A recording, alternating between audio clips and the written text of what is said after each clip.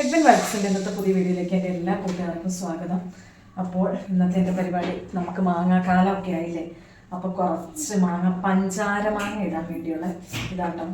അപ്പോൾ ഞാൻ എന്താ കുറേ മാങ്ങ കഴുകി തുടച്ചെടുത്തിട്ടുണ്ട്. ചതയോ ഒന്നും ചെയ്യാത്ത വേണ്ട, പൊട്ടുവോ ചതയോ ഒന്നും വേണ്ടാത്ത വേണം.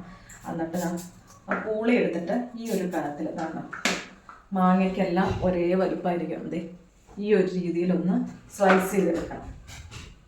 അപ്പം ഞാൻ കുറച്ചെടുത്തിട്ടുണ്ട്. ബാക്കിയെല്ലാം ഒന്ന് അങ്ങനെ ഉണ്ടാക്കിയെടുക്കട്ടെ കേട്ടോ. അപ്പം മാങ്ങാക്കാലം വരുമ്പോൾ എന്തൊക്കെ ഐറ്റം ഉണ്ടാക്കിയെടുക്കാനുള്ള മാങ്ങാച്ചാർ അതൊരു മെയിൻ പരിപാടിയാണല്ലോ. അത് കഴിഞ്ഞ് മാങ്ങ പഴുത്ത വേറെ ഐറ്റംസ് അല്ലേ, മാങ്ങ തെരയായി, ജ്യൂസ് ഉണ്ടാക്കാനുള്ള പഴുപ്പ് റെഡിയാക്കലായി, അങ്ങനെ എന്തൊക്കെ ഐറ്റം. ഇപ്പം പച്ച മാങ്ങയും കൊണ്ട് ഇങ്ങനെ ഒരു ക്യാൻഡി പോലെ ഉണ്ടാക്കാനാട്ടോ. അപ്പോൾ ഇങ്ങനെയെല്ലാം ഒന്ന് കട്ട് ചെയ്തെടുക്കാം. നമുക്ക് ചക്കയും മാങ്ങയൊക്കെ ആയാലുണ്ടല്ലോ, വെറുതെ ഇരിക്കാൻ നമുക്ക് അങ്ങനെ നേരം കിട്ടില്ല. ഇങ്ങനെ ഓരോന്ന് ഉണ്ടാക്കി വെച്ചാലല്ലേ കറുമുറൂന്ന് കുറിക്കാൻ പറ്റുള്ളൂ.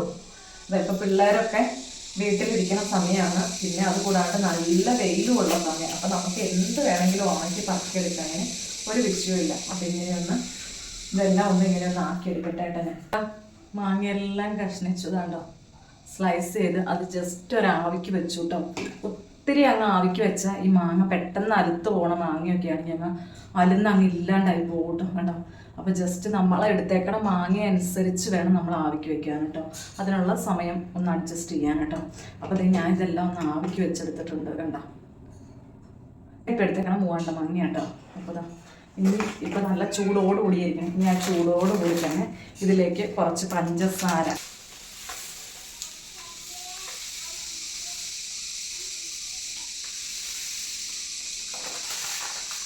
ഞാൻ അപ്പുറം പഞ്ചസാര ഒന്ന് ചേർത്ത് കൊടുത്തിട്ടുണ്ട്. ഇളക്കോടൊന്നും വേണ്ട കേട്ടോ, അത് തന്നെ അങ്ങ് ആയിക്കോളും. ദിവസം നന്നായിട്ട് അടച്ചങ്ങ് വെക്കണം കേട്ടോ. ഉറുമ്പോ അങ്ങനെ ഒന്നും കയറില്ലാത്ത വിധം നന്നായിട്ട് ടൈറ്റായിട്ടുള്ള കണ്ടെയ്നറിലായിരിക്കണം നമ്മളിത് സ്റ്റോർ ചെയ്യാനായിട്ട്. അപ്പോൾ 2 ദിവസം ഇങ്ങനെ തന്നെ ഇരിക്കട്ടെ. അപ്പോൾ അത് ഷുഗർ സൊല്യൂഷനിലിട്ട് നമ്മളത് മാങ്ങ ഇതുണ്ടോ, 2 ദിവസമായ മാങ്ങയാണ്. മാങ്ങ നന്നായിട്ട് ഇങ്ങനെ ചുക്കി ചുളിഞ്ഞായിട്ടല്ലോ സൊല്യൂഷനിൽ കിടന്നു. പക്ഷേ അതെ നമ്മുടെ ആ സൊല്യൂഷൻ നോക്കിക്കേ, ഒരുമാതിരി പച്ച വെള്ളം കൂട്ടായേ. ഒന്ന് ടേസ്റ്റ് ചെയ്യാം.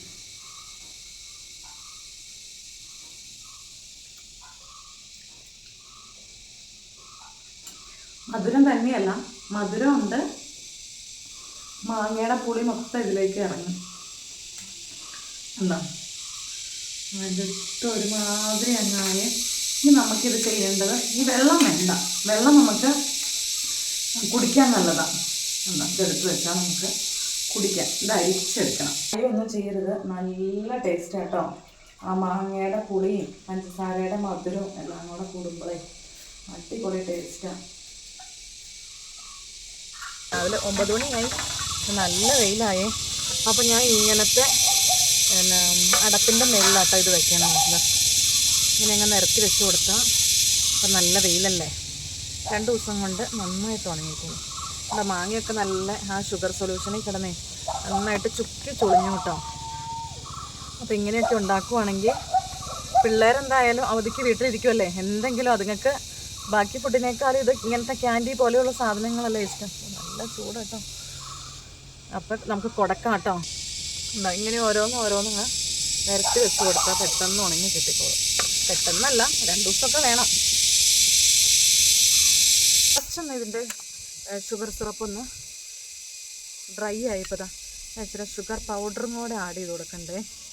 ഇത് 2 ദിവസം കൊണ്ട് നമുക്ക് ഉണക്കിയെടുത്ത് ഒരു ഉണങ്ങിയ ബോട്ടിലിനുള്ളിൽ സൂക്ഷിക്കാം. ഓക്കെ, അപ്പോൾ വീഡിയോ ഇഷ്ടമായവരൊന്ന് ലൈക്ക് ചെയ്യുകയും ഇങ്ങനെ ഒന്ന് മാങ്ങയൊക്കെ ഉള്ള സമയമല്ലേ ഇങ്ങനെ ഒന്ന് ട്രൈ ചെയ്ത് നോക്കിയിട്ട് എങ്ങനെയുണ്ട് ഐറ്റം എന്ന് കമൻറ്റ് ചെയ്യുകയും കൂടെ ചെയ്യണം കേട്ടോ.